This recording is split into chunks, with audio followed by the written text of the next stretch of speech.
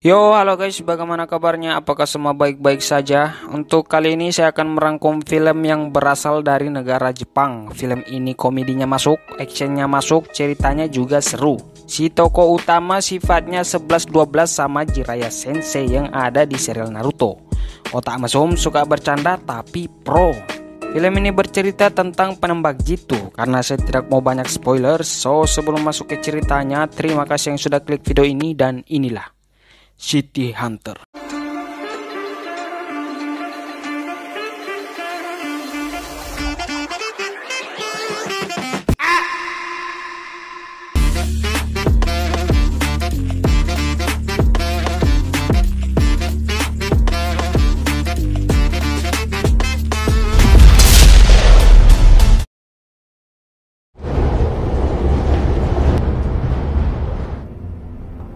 Film diawali dengan memperlihatkan papan tulis yang biasa digunakan City Hunter untuk berkomunikasi, buat melihat misi yang akan dilakukan. Di papan tulis tersebut ada tulisan yang berbunyi "Tolong temukan adikku". Lalu scene berpindah memperlihatkan seorang wanita cantik seksi bercelengan bernama Makori-chan sedang berbicara dengan seseorang yang tidak diperlihatkan wajahnya. Makori-chan meminta bantuan pria misterius tersebut untuk menemukan adiknya yang kabur dari rumah bernama Kurumi. Bisa ditebak lawan bicara Makori-chan adalah orang dari City Hunter.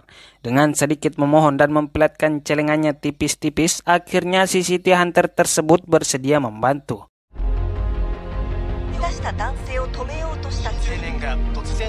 Singkat cerita, di Tokyo, Jepang, rata-rata media mengabarkan banyak insiden aneh terjadi di Kabukicho, seperti orang random tiba-tiba mengamuk tidak jelas yang mana kekuatannya tidak masuk akal. Salah satunya mampu membuang benda berat yang seharusnya tidak bisa dilakukan manusia. Lalu berfokus pada seorang pria bernama Ryo yang lagi memandangi ciwi-ciwi sepsi dari atas gedung. Dan ternyata dia adalah City Hunter bersama dengan rekannya Makimura yang sedang memberi arahan dari bawah. Meskipun otaknya mesum, Ryo ini adalah penembak jitu yang handal dan tentu juga jago bela diri. Makimura pun mengingatkan Ryo untuk fokus pada misi mereka, dan setelah kembali pada rencana, target pun muncul bernama Kurumi, adik dari cewek cantik yang di awal film. Terlihat di situ nampaknya situasi Kurumi sekarang lagi diculik. Dengan cepat Ryo pun langsung pergi ke gedung tersebut buat menyelamatkannya.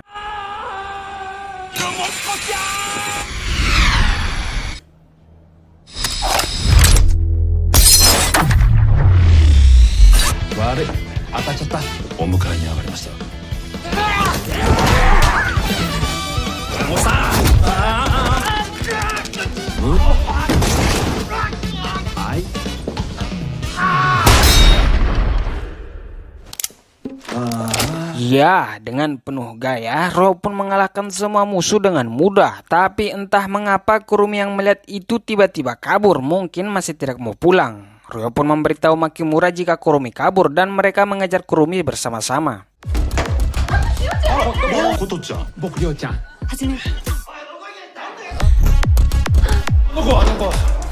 Saat mengejar Kurumi, rekan preman tadi datang berjumlah 6 orang, tapi bertambah menjadi 9 dan Ryo mampu mengetahui itu sebelum mereka berkumpul dengan hanya mendengar langkah kakinya saja. Dan ini lagi-lagi jadi bukti jika Ryo ini memang jago.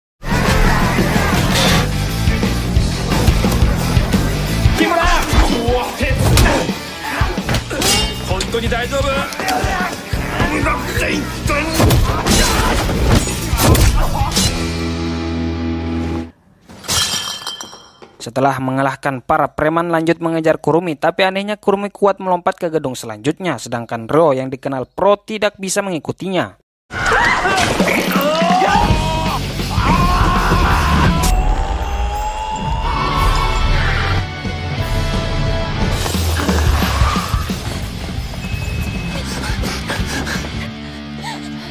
Akhirnya mereka berhasil memojokkan Kurumi. Di sini terjawab alasan mengapa fisik Kurumi menjadi kuat, mengapa dia mampu melompat di gedung tadi, karena terlihat di lehernya muncul urat yang itu pasti penyebabnya. Setelah urat di lehernya muncul, dia pun berhasil melarikan diri, tapi ada cairan aneh yang jatuh dari kantongnya. Lalu Makimura mengambilnya diam-diam tanpa sepengetahuan Ryo. Di saat Ryo ingin mengejar Kurumi menggunakan mobil, tiba-tiba datang polisi bernama Saeko yang datang di lokasi akibat dapat berbagai macam laporan yang disebabkan oleh Ryo dan Makimura. Ternyata mereka bertiga ini sudah saling kenal. Bahkan dulunya Makimura juga adalah seorang polisi, tapi memilih berhenti dan sekarang menjadi partner Ryo. Dan karena memang Seiko ini adalah teman mereka, dia pun melepaskan Ryo dan Makimura. Diantar oleh Ryo, Makimura pun pergi menemui adiknya untuk merayakan hari ulang tahun adiknya yang sebelumnya memang sudah ada janji. Di sini Ryo menanyakan apa yang Makimura tadi simpan di kantongnya, tapi di sini Makimura tidak memberitahu yang sebenarnya. Dia hanya ngeles itu hanya HP dan langsung mengalihkan pembicaraan, memperlihatkan video Kurumi yang ternyata seorang cosplayer. Karena Ryo otak mesum, dia pun terpengaruh. Sampainya di restoran, sebelum masuk di sini ternyata Makimura berencana ingin memberitahu adiknya yang bernama Kaori jika sebenarnya dia adalah anak adopsi. Kaori ini adalah anak yang diadopsi oleh almarhum bapaknya Makimura saat masih kecil, dan Makimura akan memberitahukan hal itu pada Kaori saat dia sudah dewasa, dan sekarang waktu yang tepat. Makimura pun masuk sedangkan Ryo langsung cabut. Kaori ini sudah tahu apa pekerjaan yang dilakukan kakaknya, meskipun dia selalu berbohong. Dia juga tahu tentang City Hunter, begitupun soal Ryo, tapi dia tidak terlalu mempermasalahkan itu. Setelah memberitahu alasan mengapa dia terlambat saat ingin mengatakan yang sebenarnya jika dia adalah anak adopsi, tiba-tiba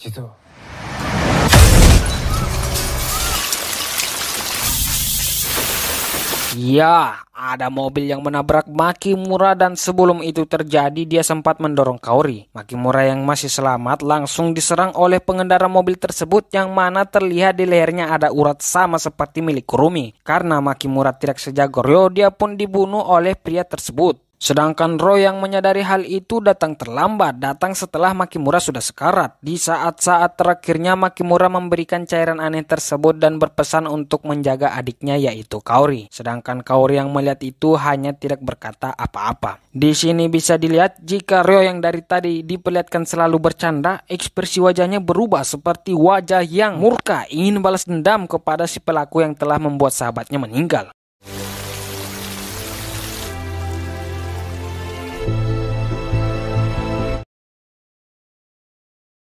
Singkat cerita, setelah kematian Makimura, Ryo pergi melihat papan tulis yang dipakai buat berkomunikasi. Di situ yang sedang meminta bantuan adalah Kaori. Sementara itu di kantor polisi, Seiko sedang melihat rekaman CCTV saat-saat Makimura lagi sekarat. Di situ dia melihat Makimura yang memberi cairan aneh pada Ryo. Dia pun menghubungi Ryo, tapi Ryo sama sekali tidak bisa dihubungi. Dari perkataan si rekan Seiko ini, seandainya Makimura tidak berteman dengan Ryo, pasti sekarang dia masih hidup. Jadi si rekan Seiko ini menyalahkan Ryo atas kematian Makimura.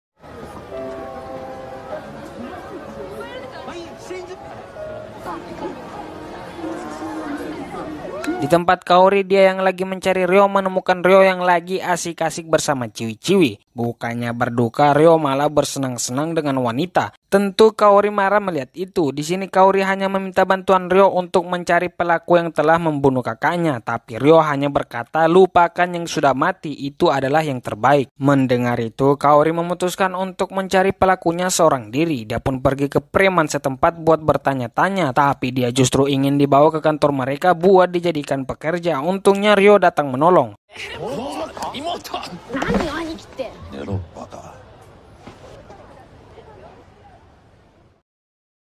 Singkat waktu, esok harinya Kaori mendatangi tempat tinggal Ryo buat mencari-cari siapa tahu ada petunjuk yang bisa ditemukan. Tapi yang dia dapatkan justru kebanyakan majalah dewasa. Sampai mana dia pergi ke tempat latihan menembak dan di sini Ryo mode serius memberitahu jika dunia dia dan Makimura berbahaya, tidak cocok untuknya. Sebaiknya lupakan kakaknya, itu yang terbaik demi keselamatannya sendiri. Berpindah ke tempat Seiko, para polisi telah menemukan mayat pelaku telah membunuh Makimura dan ada juga Kurumi di situ. Berfokus ke Kurumi dulu, dia pun kembali ke tempat tinggalnya dan melihat komentar orang tentang foto cosplaynya. Lalu ada notifikasi dari perusahaan yang tertarik dengannya. Kembali ke Ryo, dia yang lagi jalan-jalan di Kabukicho lagi-lagi masih diikuti oleh Kaori. Karena Kaori keras kepala, akhirnya Ryo menyerah dan kali ini akan memperlihatkan Kaori tentang dunianya.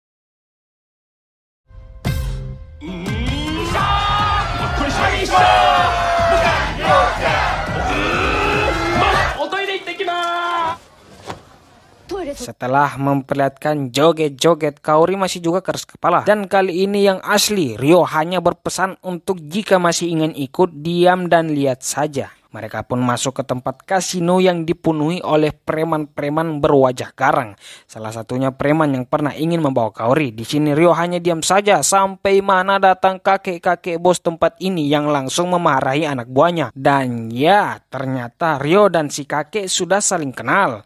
Setelah si kakek meminta maaf atas perbuatan tidak sopan yang dilakukan anak buah barunya, juga menyebut nama belakang Ryo yaitu Saiba. Kalau disambung Ryo Saiba, si preman-preman tadi terkejut dan sadar jika orang yang ada di depan mereka adalah City Hunter. Si kakek pun menutup kasinonya saat itu juga dan membicarakan soal kematian Makimura. Dia tahu jika pasti Ryo datang untuk membahas hal itu. Awalnya Ryo mengira si kakek pelakunya, tapi langsung dibantah. Si kakek pun memberitahu soal insiden yang aneh banyak terjadi akhir-akhir ini. Soal orang random berubah menjadi tidak terkendali, kuat dan mengamuk tidak jelas, ditandai dengan muncul urat besar di lehernya. Dan setelah mengamuk mereka langsung mati. Rata-rata dari mereka adalah orang yang kabur dari rumah menjadi gelandangan, hilang sebentar, lalu pas muncul tiba-tiba sudah gila. Itulah pelaku yang telah membunuh Makimura, jadi tentu bukan dia pelakunya. Si kakek juga mencari tahu kebenaran tentang masalah ini karena ada dua anak buahnya yang menghilang. Lalu dia memperlihatkan foto Kurumi. Ternyata sebelumnya saat mencari dua anak buahnya yang hilang, Kurumi juga datang meminta bantuannya buat mencari temannya. Dan sekarang dia juga sedang mencari Kurumi kembali karena tahu jika Kurumi juga telah menghilang, telah jadi korban, tapi hanya dialah yang kembali dengan waras. Berharap dia bisa memberitahu info lebih. Tapi sebelum menanyakan itu, Ryo sudah datang duluan. Yang pada akhirnya sekarang si kakek dan Ryo akan bekerja sama buat mencari siapa dalang di balik masalah ini. Siapa orang yang telah membuat banyak orang menjadi gila. Yang itu juga sudah pasti pelaku yang membunuh Makimura. Tapi kerjanya si kakek hanya mencari informasi,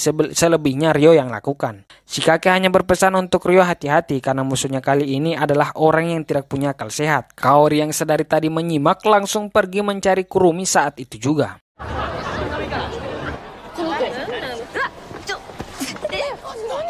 Sebuah keberuntungan yang tak terduga, Kurumi yang sudah terkenal akibat foto cosplay yang selalu diunggah membuat Kaori berhasil menemukannya. Fans Kurumi yang melihat Kurumi jalan-jalan memanggil namanya tepat setelah Kaori dan Ryo di dekat situ. Kaori pun mengejarnya, begitu juga dengan Ryo yang mengikuti.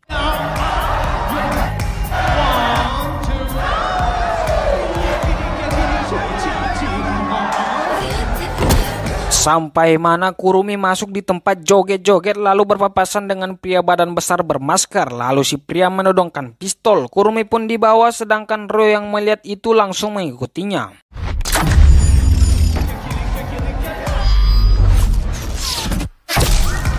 Seperti yang dilihat tadi, Ryo berhasil menembaki si pria badan besar sehingga Kurumi berhasil kabur. Lalu ada wanita bermasker juga yang melempar granat silau dan ditembak oleh Ryo sehingga membuat kekacauan. Kaori yang masih mengejar Kurumi akhirnya berhasil menemukannya tapi dalam kondisi yang lemes. Kurumi yang tidak sadarkan diri bermimpi melihat saat awal mula dia diculik. Dia yang sedang mencari temannya, tiba-tiba ada sekelompok pria berjas membawanya. Lalu di suatu tempat penelitian dia disuntikan cairan aneh. Setelah itu dia berhasil kabur dan sempat mengambil dua cairan tersebut. Terbangun dari mimpinya, kini Kurumi ada di rumah Ryo. Ingin pergi tapi kondisinya belum membaik. Terlebih lagi tempatnya sekarang ini adalah tempat paling aman untuk sekarang. Di sini Ryo memberitahu jika kakak Kurumi sedang mencarinya. Sebaiknya dia pulang saja. Tapi Kurumi mengatakan dia tidak punya kakak. Hah? Nani? Ya, yang itu berarti wanita cantik berdada indah di awal film itu telah membohongi Ryo. Dia bukan kakaknya, entah apa maksud dan tujuan, tapi itu sudah pasti suatu hal yang buruk. Di tempat lain kita akhirnya diperlihatkan markas musuh. Di situ pria badan besar juga wanita misterius sedang berbicara dengan bos mereka yang tidak diperlihatkan wajahnya. Ya, wanita dadah indah alias Makori-chan ternyata adalah salah satu anggota dari penjahat. Jadi mereka ini semacam organisasi bernama Union. Dalang dari semua masalah yang terjadi, entah apa tujuan mereka, tapi mereka telah membuat kekacauan. Bikin banyak orang seperti zombie, telah membunuh Makimura dan kini ingin menangkap Kurumi. Yang jelas pasti ada sesuatu rencana besar yang mereka jalankan. Juga di setiap player mereka terdapat chip peledak yang kapanpun jika si bos ingin ledakan maka mereka mati saat itu juga.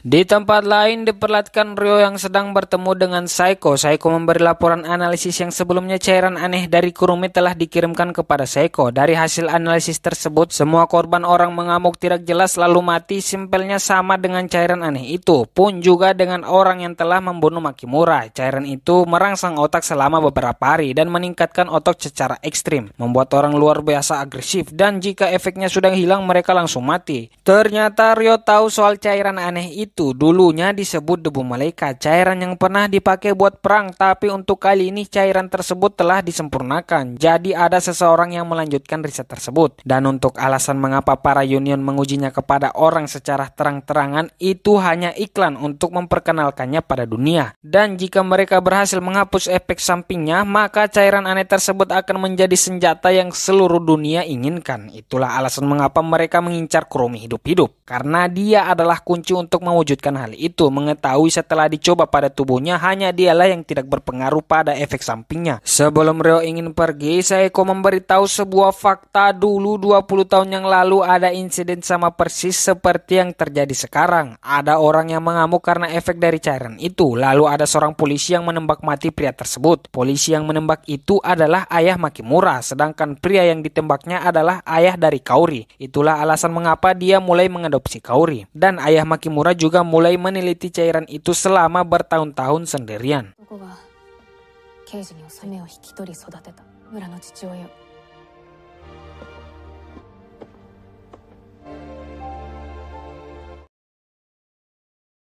Sampainya di rumah, Kurumi ingin pergi ke acara cosplay yang diadakan perusahaan kosmetik bernama Lore karena hari-hari sebelumnya dia telah diundang dan Ryo ditugaskan untuk menjaganya selama acara berlangsung. Awalnya Ryo menolak Kurumi pergi demi keselamatannya sendiri, tapi setelah melihat CEO perusahaan tersebut yang cantik, dia pun berubah pikiran.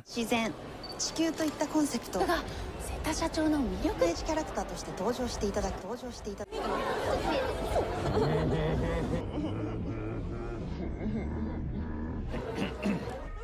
コリちゃん大フィーバー.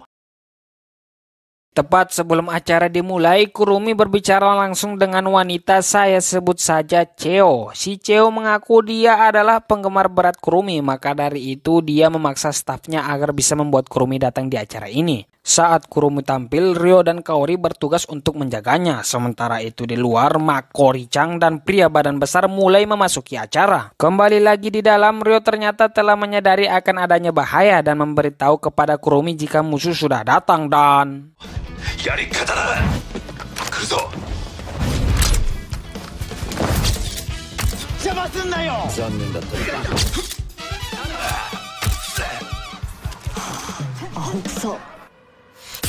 Sementara Ryo yang menghalangi 3 orang yang ini ingin mengambil gambar dari Angel yang salah, musuh yang sebenarnya yaitu si pria badan besar sudah siap-siap di atas dengan snipernya. Di saat si pria badan besar mulai menembak, Ryo yang menyadari itu langsung menyelamatkan Kurumi, tapi dia malah berpapasan dengan Makori-chan. Terpaksa hanya Kaori lah yang bisa membawa Kurumi. Sementara Kurumi dan Kaori pergi, Ryo dan Makori-chan bercambuk-cambukan sampai di atas panggung. Para penonton yang melihat itu mengira itu hanya pertunjukan. Di Kaori, si Cheo datang membawa polisi, yaitu rekan Saeko, buat melindungi Kurumi karena tahu ada masalah. Kurumi pun dibawa oleh polisi tersebut, sedangkan Kaori tidak.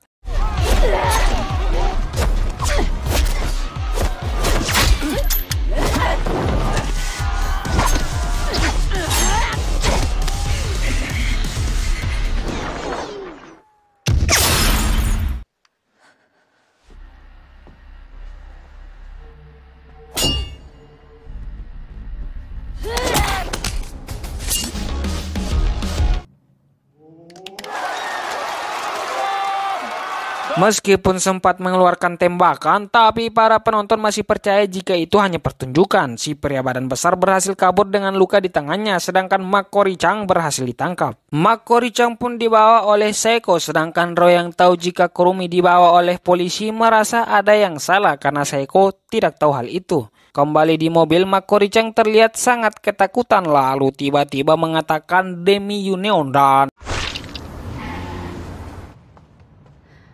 Ya, peledak yang ada di lehernya meledak dan Makori-chan mati saat itu juga. Sayangnya Saeko belum mendapatkan informasi sedikit pun. Di tempat Kurumi ternyata polisi rekan Saeko ini telah bekerja sama dengan para Union. Tentu alasan dia melakukan itu tak lain dan tak bukan adalah doi. Tapi baru juga mengambil uang tersebut ada yang menyala-nyala. Entah bagaimana nasib si rekan Saeko, Shin berpindah di tempat Ryo. Di sini Kaori yang tahu ini salahnya sangat merasa bersalah. Meskipun begitu, dia masih ingin mencari pembunuh kakaknya, begitu juga dengan penculik Kurumi. Walaupun Ryo sudah menyuruhnya untuk jangan terlibat lagi, dia masih tetap keras kepala dan ternyata sudah sejak lama dia telah menyadari jika dia hanyalah anak adopsi.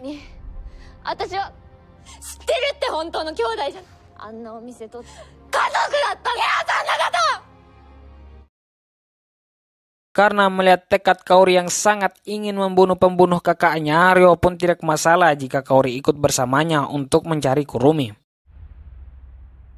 Di tempat Kurumi, ternyata si Cheo juga telah bekerja sama dengan Union. Dia yang menyediakan teknologinya sedangkan Union yang mendanai.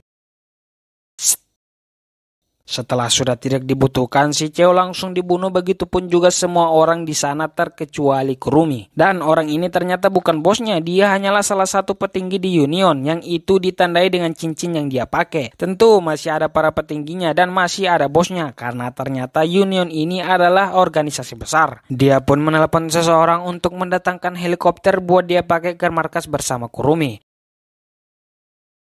Kembali ke Ryo, ternyata dia tahu lokasi di mana Kurumi berada karena sebelumnya dia telah menaruh pelacak di anting Kurumi. Lalu si kakek menelpon memberitahu informasi tentang Union. Itu adalah sindikat dari Amerika Tengah dengan nama Union TOP. Mereka pencatut yang menyusup ke pasar seluruh dunia. Perusahaan Lore hanyalah perusahaan kedok mereka di Jepang. Di sini si kakek berjanji jika Ryo pulang hidup-hidup maka dia akan sewakan khusus untuknya.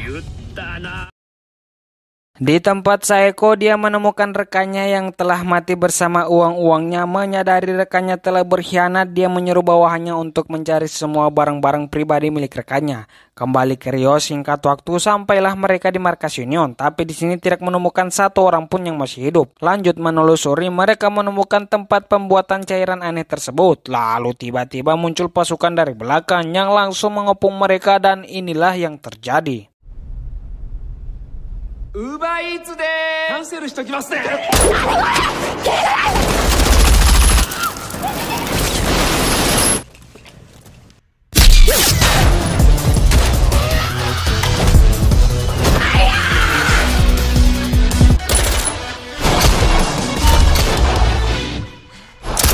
切り出だ。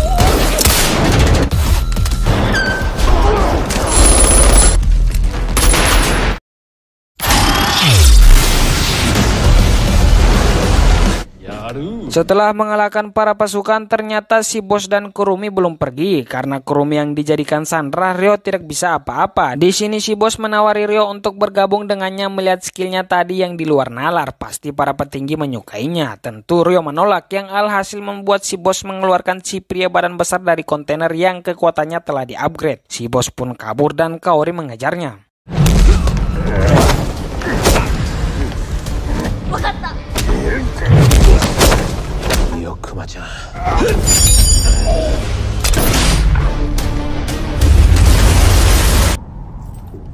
Sampainya di atas, Kaori malah terhalang kaca tebal. Di sini si bos memberitahu sebuah fakta jika ayahnya Kaori dulu adalah seorang anggota Union, tapi memilih berhenti karena Kaori telah lahir. Maka dari itu si bos inilah yang mengedukannya pada para petinggi sehingga ayahnya dijadikan subjek cairan aneh. Di saat ayahnya tidak terkendali, di situ ayahnya Makimura yang membunuhnya. Lalu Kaori pun diadopsi. Setelah mengatakan itu, tiba-tiba ya, Ryo yang telah mengalahkan pria badan besar datang dan menembaki kaca tersebut di titik yang sama sehingga dengan sangat mudah si bos dibuat tak berdaya. Bersamaan dengan itu helikopter juga sudah sampai, tapi entah mengapa langsung pergi. Di sini Kaori yang punya dendam ingin membunuh si bos, tapi ujung-ujungnya tidak jadi. Di saat si bos mengira Ryo sedang lengah, dia langsung ditembaki karena ternyata Ryo sudah siap sedia menembakinya dengan gaya tanpa harus melihatnya. Setelah itu Saeko dan para polisi lain juga sudah tiba.